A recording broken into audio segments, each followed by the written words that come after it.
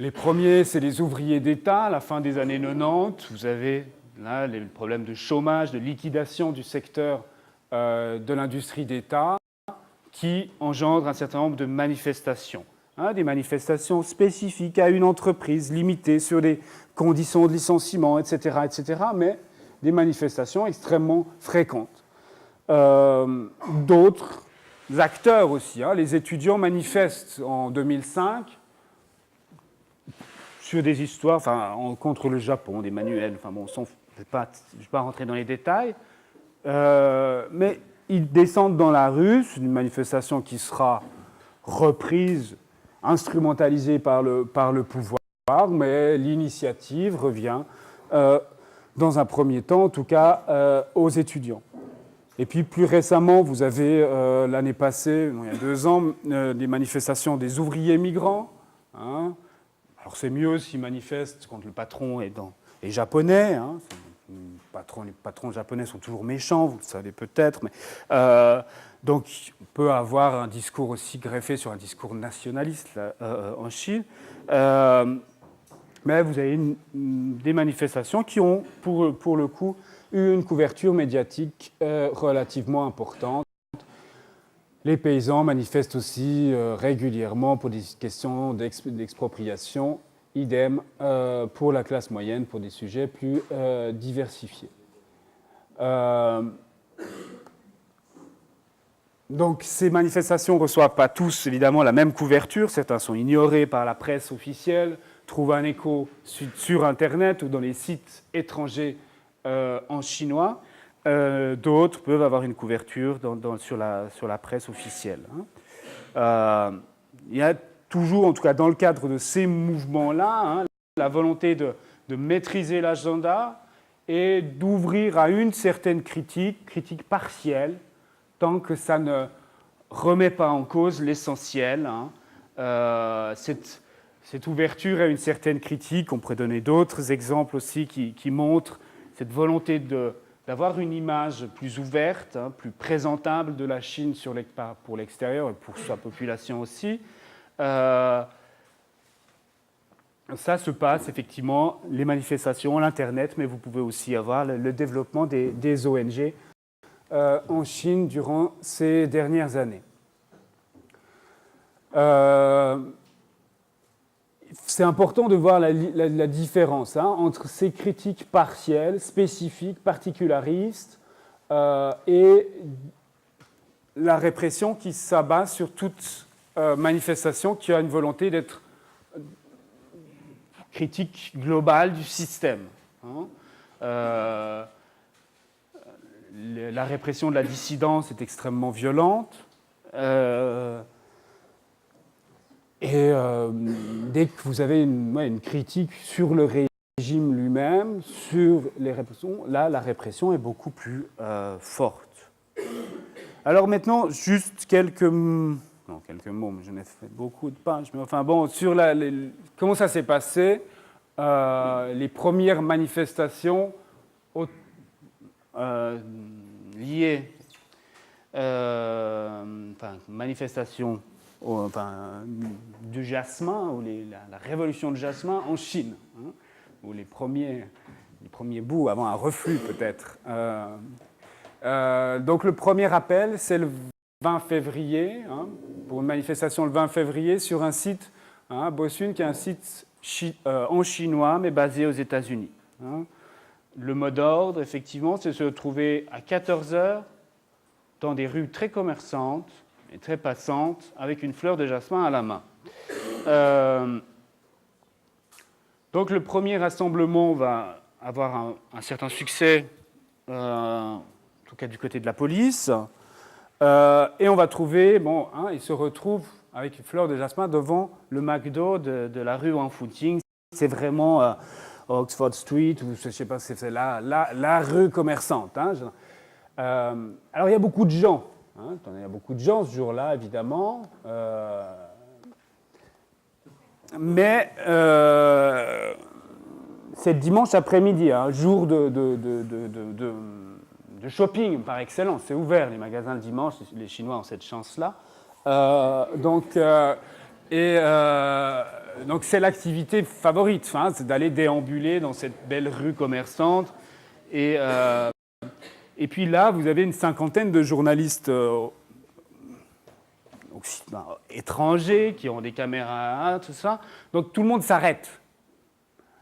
Donc évidemment, c'est difficile de dire qui vient là pour manifester ou sont là par hasard. Hein. Non, mais c'est une rue où c'est à peu près enfin bon. Et en dehors de ça, vous avez évidemment aussi la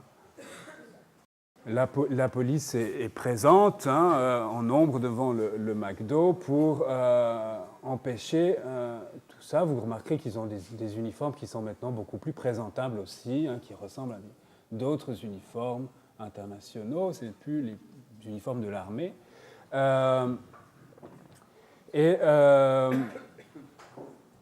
Donc, impossible de savoir qui a une fleur à la main, parce qu'on trouve quelques-unes par terre.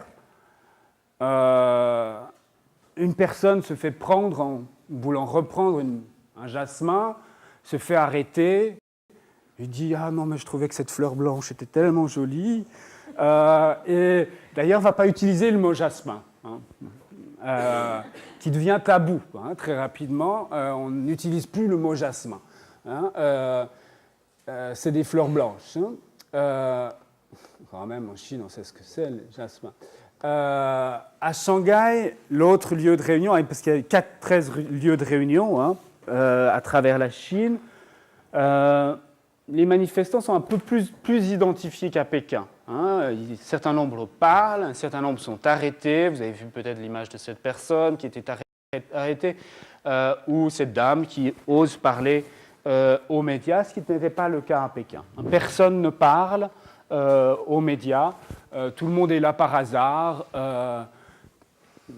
se promenait, a vu des policiers, des journalistes et s'est arrêté. Hein. Ce qui n'est pas le cas à Shanghai, où il y a plus de gens qui osent parler, qui osent affronter les forces de l'ordre. Quelques personnes sont arrêtées. Après, hein, le rythme, c'est tous les dimanches. Hein, tous les dimanches, des réunions. Alors là, vous les trouvez, c'est les lieux où l'appel est lancé pour le deuxième dimanche. On élargit un petit peu les villes. Vous en avez 42 villes qui sont où il y a des parcours. Hein. Mais les exigences deviennent très limitées. Hein. C'est-à-dire que ça devient de plus en plus difficile de savoir qui est manifestant et qui ne l'est pas.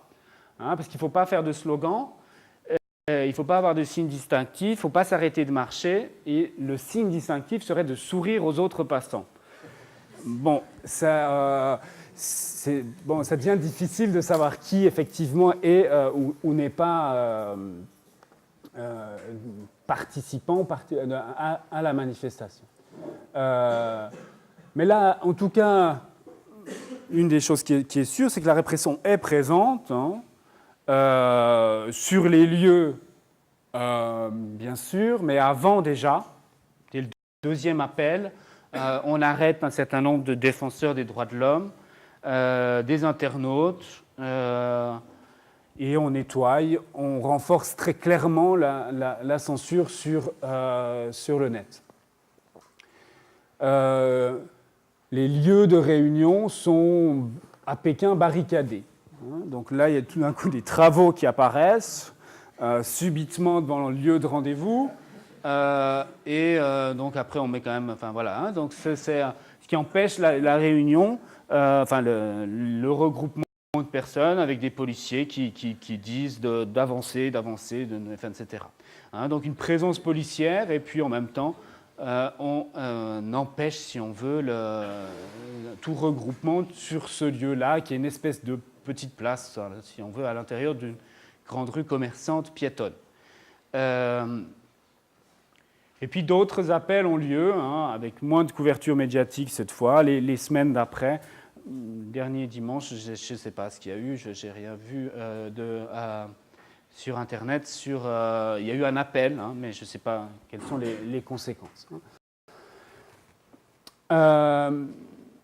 Donc voilà, donc effectivement, il y a eu un certain impact. Il y a eu des appels à des manifestations, mais c'est difficile de savoir qui est derrière ces appels.